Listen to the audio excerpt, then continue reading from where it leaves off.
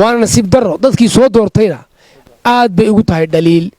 xildhibaan baan u soo doorannay shaqadii aan u soo doorannay oo idmanay buu garan waayay. gudoomiye ku-xigeenkii hore gobolka Sanaag iyo qaar ka mid ah waayeelka iyo waxgaradka dega koonfurta gobolka Sanaag oo warbaahinta kula hadlay gudaha magaalada Cerigabo ayaa raaligelin u diray gudoomiyaha golaha wakiilada Somaliland waxaana ay sheegeen in xildhibaan Ibrahim Cali Jaamac uu ku gafay gudoomiyaha golahaasi sidoo kalena waxa ay ka dhawaajiyeen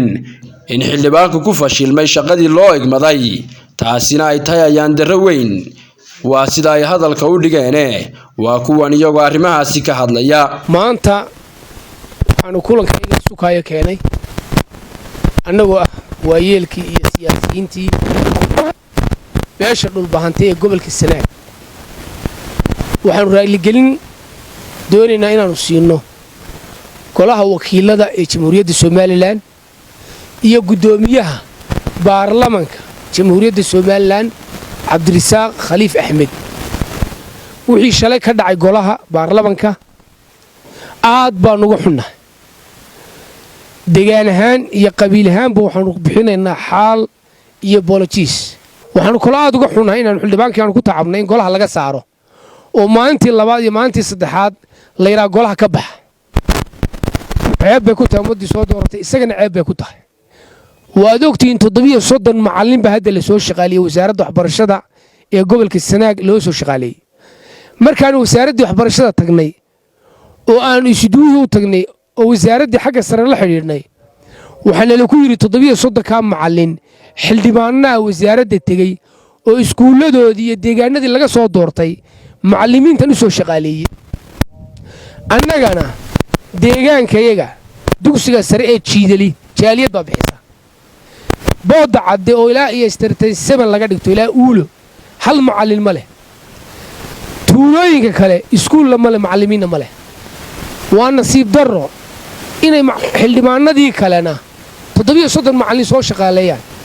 beeshan dhulbahantay gobolka Sanaag ee xildhibaan Ibrahim soo dooratana hal macallin ugu jiro 730 ka xildhibaanku wuxuu u caadeystay inuu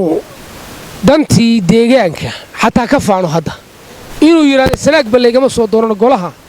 iyo Hargeysaba kaga sheekeeyo sool baa laga soo doortay uu ka faano Sanaag waligiin ma inaan xildhibaan gobolka laga soo doortay ka faanaya oo gobol kale ku faanaya waana nasiib darro dadkii soo doortayna aad bay ugu tahay dhaliil. marka labaadna waxaanu raaligelinaynaa dawladda Somaliland ku raaligelinaynaa xildhibaan baan u soo doorannay shaqadii aan u soo doorannay oo idmanay buu garan waayay mar hadduu garan waayay dawladdana waa ka raaligelinaynaa. talabaad waxaanu iyana ka raaligelinaynaa dadweynaha gobolka Sanaag ee dhulbahante ee doortay ee wixii ay u doorteen aanu wax u qaban ee uu shaqadiisii ay noqotay inuu iyagii iska hor keeno iyagana waanu ka raaligelinaynaa. waxaanu kaloo si gaara uga sii raaligelinaynaa gudoomiyaha baarlamaanka arrintaa ka dhacday golaha ee lagu sameeyay gudoomiyaha baarlamaanka waxaanu leenahay aad iyo aad apologies baanu ka bixinaynaa waayeelkii annagoo ah gobolka Sanaag xildhibaankana waxaanu leenahay shaqadaadii ma haysid shaqadaada garo wixii lagu soo doortay garo xildhibaankana waxaanu leenahay xildhibaan Ibrahim